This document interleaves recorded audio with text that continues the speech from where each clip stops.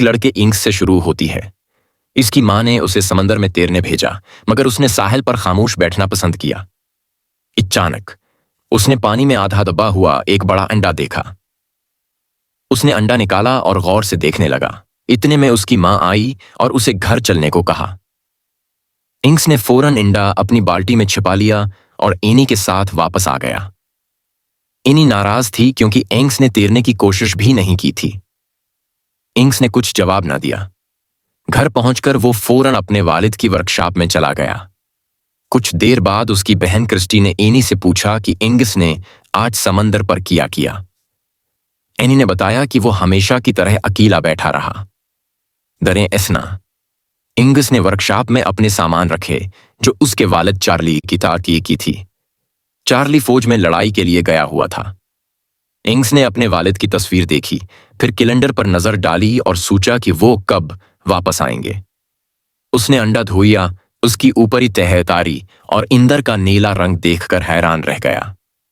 अभी अंडा फूटा भी न था कि एनी ने फिर उसे बुलाया तो वो अंडा छोड़कर इंदर चला गया।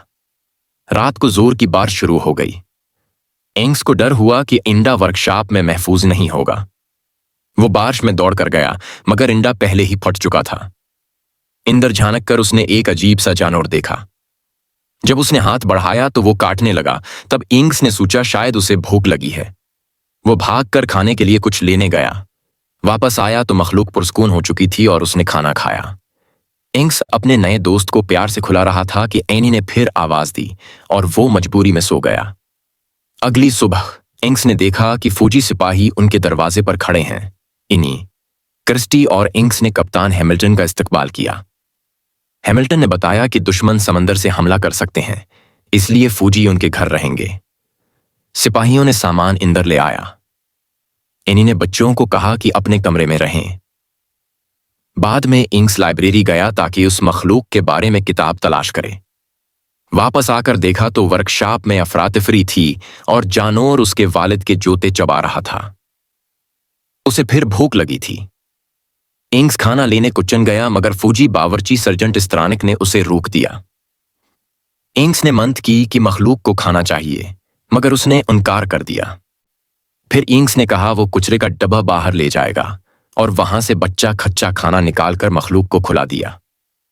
खाने के बाद वो खुशी खुशी पानी के टब में तैरने लगा। इधर कप्तान हैमिल्टन अपने सिपाहियों को रोजाना सख्त मशक करवाता। इंग्स ने मखलूक को वर्कशॉप में छोड़ दिया और छिपकर इन्हीं से बचता रहा। इसी दौरान एक आदमी लीवस गांव में आया और इन्हीं से काम मांगा। एनी ने कहा पहले वर्कशॉप साफ करनी होगी। लीवस ने सफाई शुरू कर दी। सफाई के दौरान उसने वो डब्बा बाहर फेंका जिसमें इंग्स ने मखलूक छिपाई थी। इंग्स भाग कर आया, मगर डब्बा खाली था।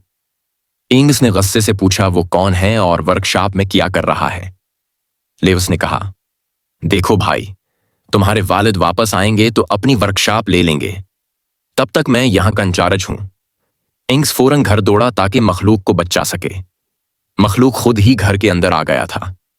सर्जेंट स्त्रानक का कता चर्चल ने उसे देख लिया था और दौड़ने लगा, मगर जंजीर से बंधा होने के बास पकड़ न सका। मखलूक बाथरूम में घुस गया। इतने में क्रिस्टी इंदर आई और चीख पड़ी। इंग्स ने उसे समझाया कि ये उसका पालतू है जो अंडे से निकला है। क्रिस्टी डर गई, मगर वादा किया कि एनी को नहीं बताएगी। वर्कशॉप में एनी ने लीवस को चार्ली के कपड़े दिए और कहा धो दो। लीवस ने हचकचाते हुए पूछा कि या चार्ली कभी वापस नहीं आएंगे। एनी ने आह भरी और बताया कि चार्ली की कश्ती डूब गई थी और वो शहीद हो गए। फिर एनी ने कहा कि बाथरूम का रसाव ठीक कर दो। लीवस जब बाथरूम गया तो इंग्स और क्रिस्टी ने उसे रोकने की कोशिश की। आखिरकार क्रिस्टी को दरवाजा खोलना पड़ा। इंदर आकर लीवस ने मखलूक को देख लिया। इंग्स ने सारी कहानी बताई। लीवस ने कहा यह तो समंदरी घोड़ा सिहार से लग रहा है। दुनिया में एक ही वक्त में सिर्फ एक होता है। जब पुराना मर जाता है तो नया अंडा निकलता है। उसके पास जादुई ताकतें भी होती हैं। इतने में एनी ने दस्तक दी। इंग्स ने लीवस से मंत की कि छिपा दो। एनी अंदर आई, मगर लीवस ने चालाकी से बात बदल दी। बाद में लीवस ने इंग्स को कहा कि उसे समंदर में वापस छोड़ देना चाहिए, मगर इंग्स ने इनकार किया। रात को फौजी दावत हो रही थी। इंग्स ने मखलूक को बाथरूम में छोड़ा मगर दरवाजा बंद ना किया। मखलूक बाहर निकल आया। चर्चिल कत्ते ने फिर उसे देख लिया और पीछा किया। दौड़ते दौड़ते वो फौजियों की मेज पर जा चढ़ा और खाने का सारा इंतजाम खराब हो गया। सबने कुत्ते को बुरा भला कहा। मखलूक बाहर फव्वारे में कूद गया और मछलियां खाने लगा। इंग्स परेशान हो गया। लेउस ने कहा, फिक्र न करो, मैं उसे ढूंढ कर वापस लाऊंगा। बाद में लिउस ने वाकई उसे ढूंढ लिया मगर वो पहले से बड़ा हो चुका था। इंग्स ने देखकर फैसला किया कि अब उसे आजाद करना होगा। उन्होंने उसे ट्रक पर डालकर समंदर में छोड़ दिया। इंग्स का दिल टूट गया मगर समझ गया कि यही बेहतर है। अगले दिन 2 माहीगैर जिमी और हेवे समंदर में थे। उनके जाल में कुछ भारी फंस गया और कश्ती डूबने लगी। इतने में एक दीव हेकल मखलूक क्रोसामाहा सामने आगे के पामा हेवे चाह रहा था उसे पकड़कर पीछे, मगर जम्मी ने इनकार कर दिया। आखिर जमी ने जाल काटकर जान बचाई और हैरत से करोसा को देखता रह गया। इधर कप्तान हैमिल्टन ने इंग्स से कहा, तुम्हारी मां चाहती हैं तुम फौजी तरबियत शुरू करो। इंग्स ने कुछ दिन सिपाहियों के साथ गुजारे मगर बोर हो गया।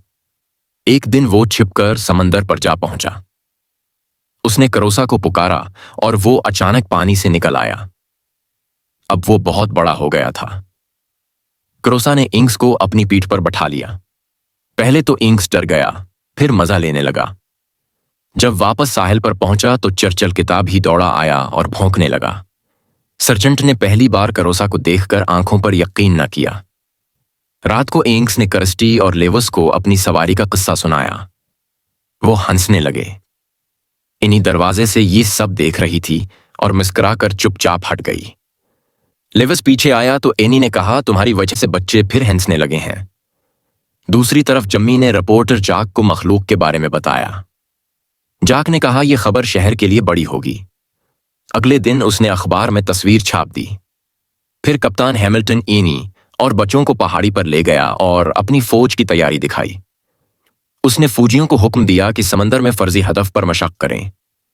इंग्स ने जिद की कि ऐसा न करो, मगर एनी ने उसे नजरअंदाज किया।